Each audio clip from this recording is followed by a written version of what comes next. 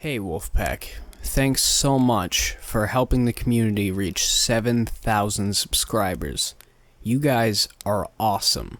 And with that said, whether you're sitting around a campfire, on the night shift, or even laying in bed, let my voice soothe your nightmares.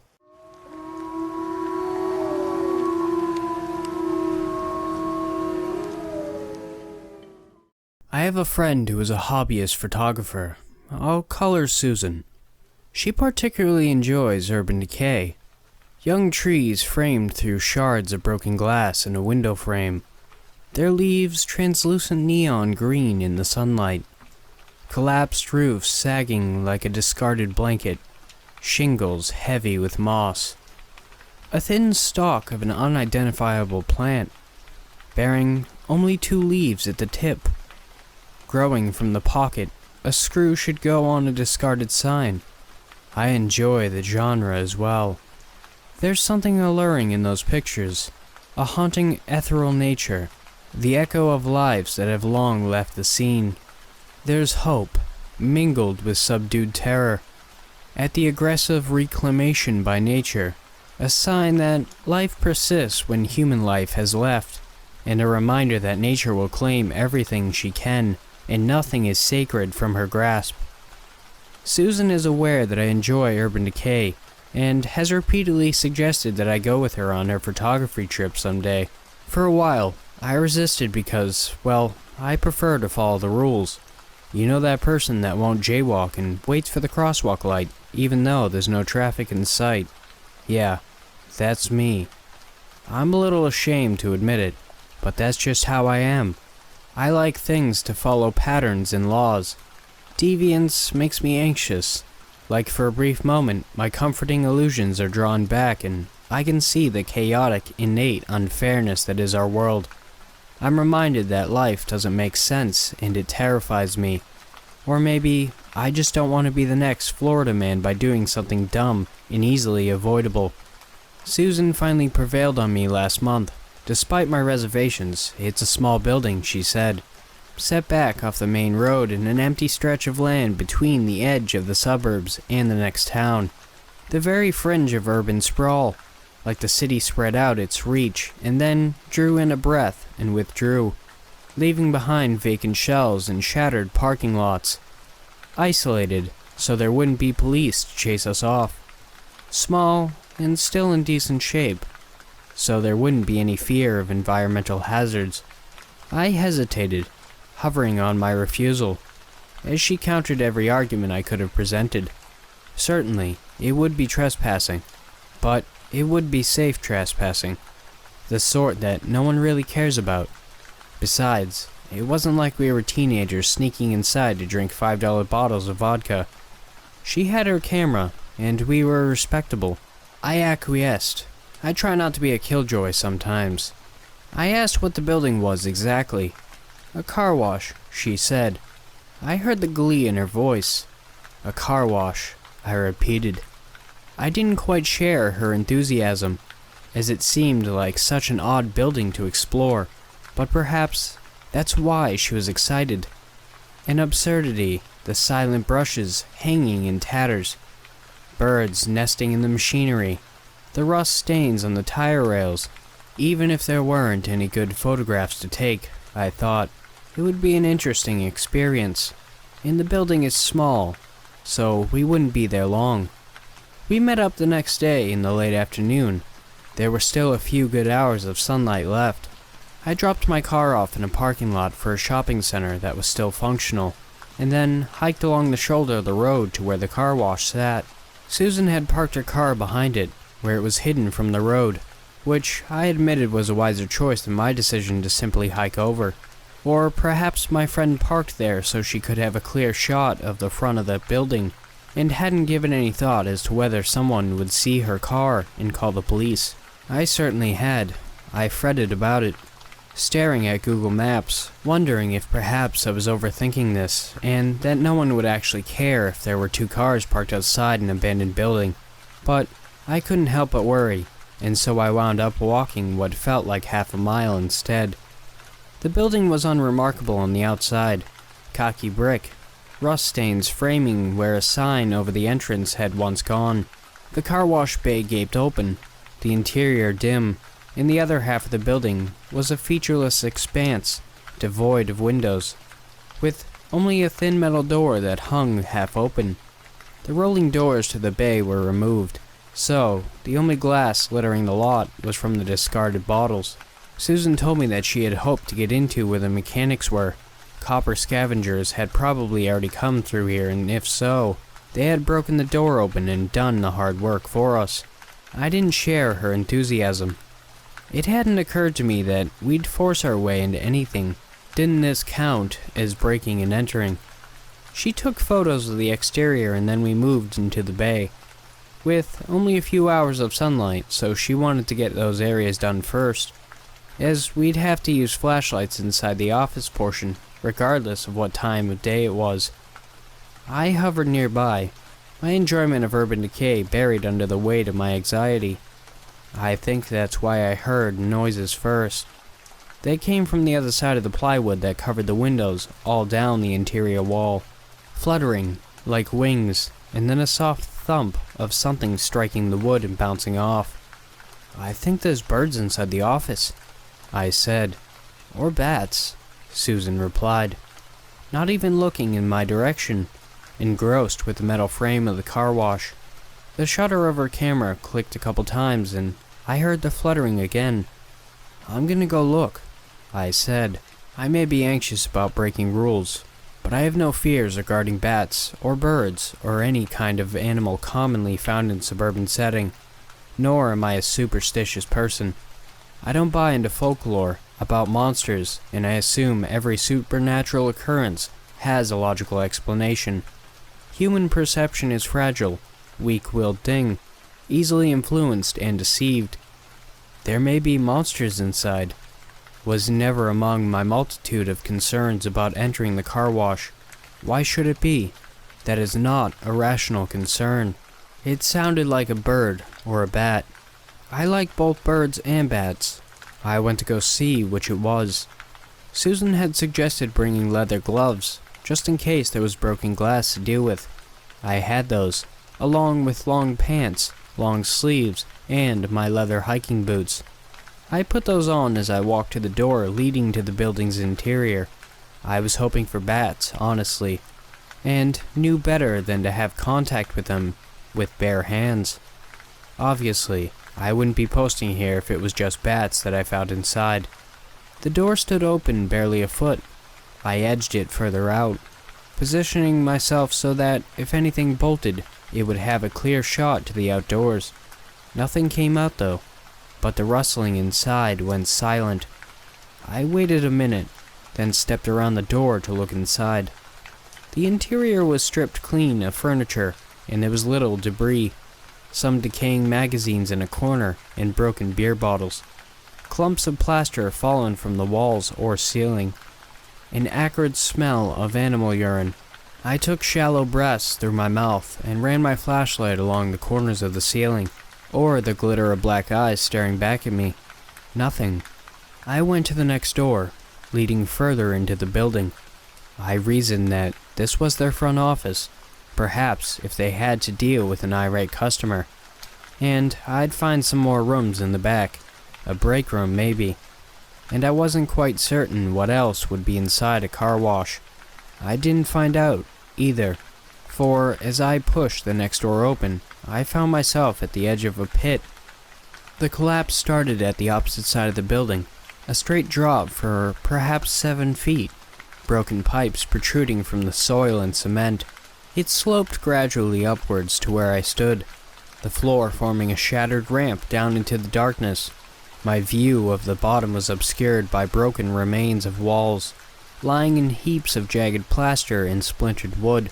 This was where I decided to turn back. Climbing down into a clearly unstable hole with just a flashlight to light my path was a bad decision.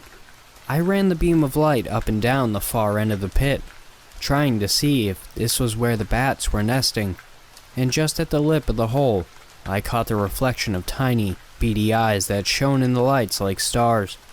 Neat, I thought. Bats. Then something hit me from behind. Something large, something strong, and the blow to the back knocked the air out from my lungs and threw me forwards into the pit. I lost my footing immediately and fell, hitting the ground on my shoulder, and I tumbled a bit before smashing up against a pile of broken lumber. I tried to suck in air, but my diaphragm seemed frozen, with a thick knot of pain just under my sternum. My flashlight had landed elsewhere, pointed uselessly at the wall of the pit, and the only other light was a thin line of sunlight from the open door in the room beyond. I was cold with fear and the sudden rush of adrenaline, like a current of electricity running through my body. I stared at the lip of the pit above me, searching for movement of whatever had hit me, but nothing came, nothing but the rush of wings from behind. Something cool and alive landed on my neck. I slapped at it instinctively, my chest releasing enough that I could utter a weak cry of surprise. Then another landed on my back, and I felt tiny claws clinging to my shirt. I reached up and back, trying to shoo it away, for I still thought it was a bat. And then there was a flash of pain at the collar of my shirt, as teeth sank into my skin. I yelped, flailed at it, trying to dislodge it without hurting it, because I didn't want to kill a small animal that didn't pose a real threat. And my fingers brushed against the thick, leathery skin, along strange ridges on its back, and the spot where it bit me began to burn and itch, and it wasn't letting go. I felt a long bony tail curl against my torso. It wasn't a bat. I don't know what it was, but it wasn't a bat. And then another landed on my leg and started clawing and biting, trying to puncture through my jeans, and I no longer cared about not trying to hurt small animals. I grabbed at it, thinking I'd throw it across the room. My fingers closed on empty air as it jumped away with a rush of movement from its wings. And then another one hit at the small of my back. I felt it scrambling for a purchase, and I twisted, reaching for it, as another landed on my neck and bit down. They were coming from all angles now. As soon as I slapped one away, another landed. They couldn't get through my jeans, but they were starting to puncture my shirt, and my neck and face were entirely unprotected. I yelled loudly, trying to startle them, and I struggled to stand, thinking that if I just got out of here, away from the nest, I could get them off me, and they wouldn't keep coming. I stumbled on the broken terrain, blind in the darkness, struggling to crawl upwards, while fending off the buzzing, whirling mess of claws and wings from my exposed neck and face. I felt blood trickling down the back from the bites that had already been made, and there were a couple I simply could not dislodge, clinging to my back where I couldn't reach. My heart hammered in my chest, and I felt panic clawing at my mind, silently screaming with revulsion at the touch of those creatures and the feel of their teeth on my skin. Like leeches, I thought. Gigantic flying leeches. I heard Susan calling my name from the entrance to the building, asking if I was okay, that she'd heard a yell. No, I'm not okay, I yelled back. Don't come in, just call for help. I was being swarmed. Already, I could feel myself sliding back towards the pit, weighed down by the creatures clinging to my jeans, and the air was filled with the buzz of their wings. They'd swarm Susan too, and then there'd be no one left to help. I knew she was hesitating, thinking she should be a good friend and ignore my pleas to stay where it was safe. So I yelled up to her that I meant it. Better that they only had to rescue one of us, and please trust me that she couldn't help me by herself. I'm calling 911, she called out. What do I tell them? I didn't get a chance to reply. There was only a resounding impact, and the thin sliver of sunlight vanished. Susan screamed my name and pounded on the door. I heard the rattle of the handle.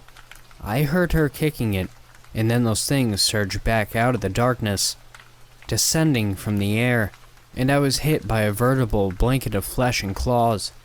I collapsed onto my stomach, writhing, and I tucked my chin into my chest and covered the back of my neck with one hand, and my face with my other arm.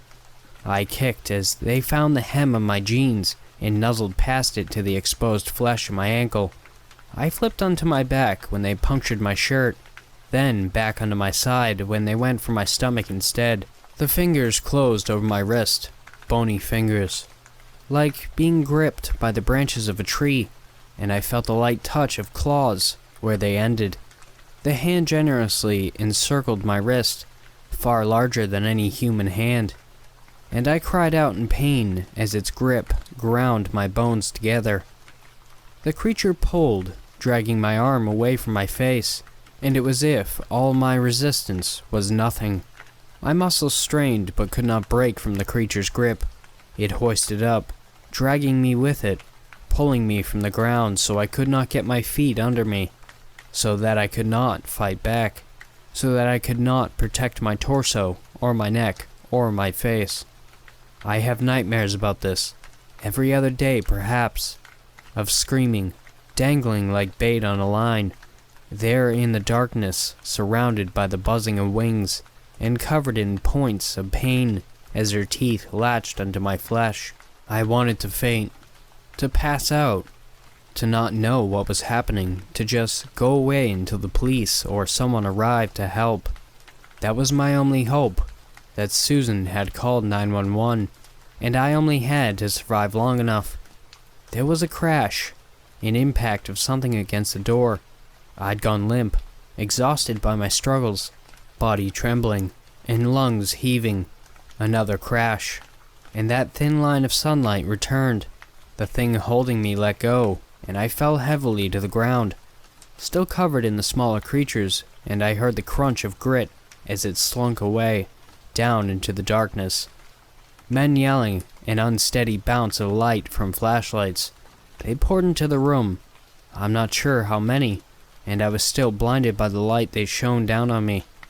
I heard one of them swear softly. They called to me, said to just keep still, that they'd get some equipment from the truck to get them off.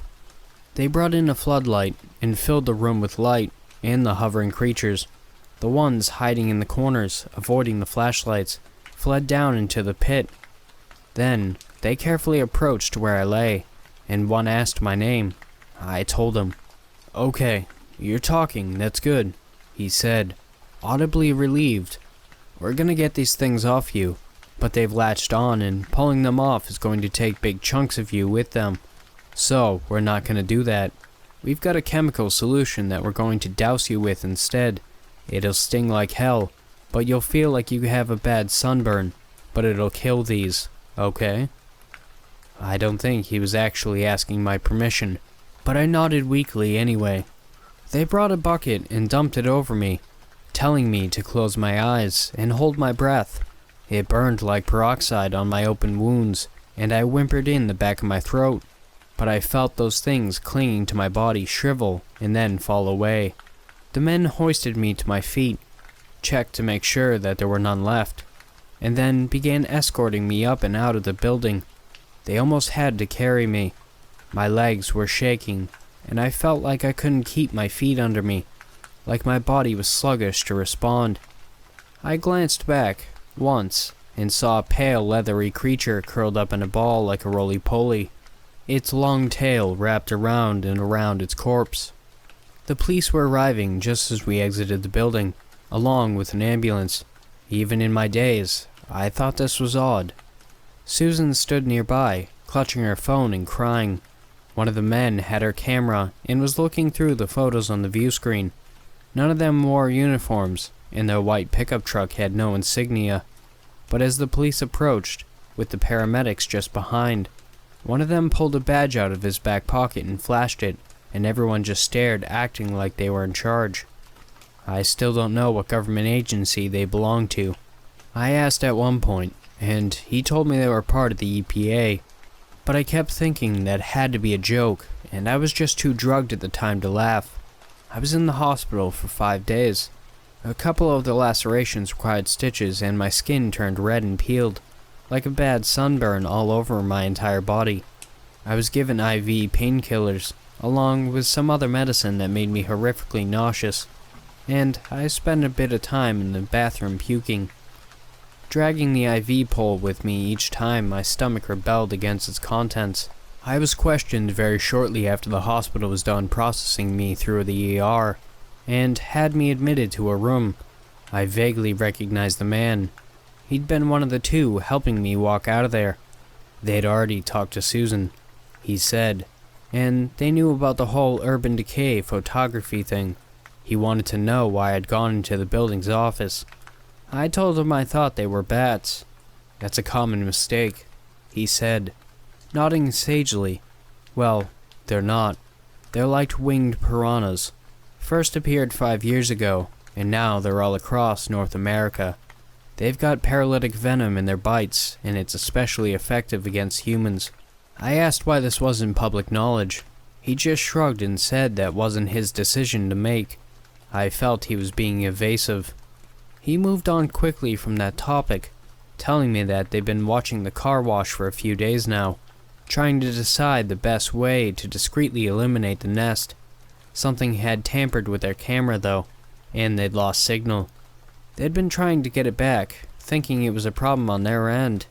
And when the police scanner picked up officers being dispatched to the car wash, that's when they all jumped in the trunk and hauled ass to get over here. We didn't touch your cameras, I said. I didn't even see them. I asked if this is why people were encouraged to stay out of abandoned buildings. He hesitated. Then he said that no, typically those things don't move into urban areas. They were more of an issue in rural areas, where they'd prey upon livestock before moving on to humans, giving them a narrow window of time in which to locate the nest and eliminate it before people were hurt. It was unusual and concerning to find them this close to the city. Probably climate change, he quipped grumpily. I feel he was only half joking. And the big one? I asked. Is that normal too? He went quiet for a moment, then asked me in a soft, calm voice what I meant by the big one. So I told him about how something had hit me, slammed the door shut, and then pulled my hands away from my face and held me up for the smaller ones to feed. His expression tightened as I spoke. He told me not to worry, that they'd dealt with the situation before, but he looked grim, and he quickly excused himself and went to the halfway, dialing on his cell phone as he left. I strained to listen in as he talked. I didn't hear much of a conversation, just this fragment that buried itself into my mind. Burn it to the ground, he said. We're out of time. They've matured. A week after I was released from the hospital, I drove past the car wash. It's gutted. A pile of charred timber, and the blackened metal frame of the machinery is all that was left standing upright. I went inside a nearby store and bought something I didn't need, and asked the cashier what happened. He wasn't sure, he said. It just went up one evening. He'd heard rumors of it being an electrical fire. I haven't been specifically told not to talk about this. Perhaps the people that saved me are getting tired of operating in the shadows, of showing up too late because people don't know, and go into the dark in search of bats. Or perhaps my silence was implied, but I'm a little more comfortable about breaking the rules now. I think at some point the government will have to say something. If they're moving into more densely populated areas, then it's only a matter of time before the general public starts to notice there's something new among us. They'll have to respond. Tell us what they are, where they came from, and what to do about them. But until that happens, just stay out of abandoned buildings. Thank you so much for watching. I really appreciate it. Thank you so much, and have beautiful nightmares.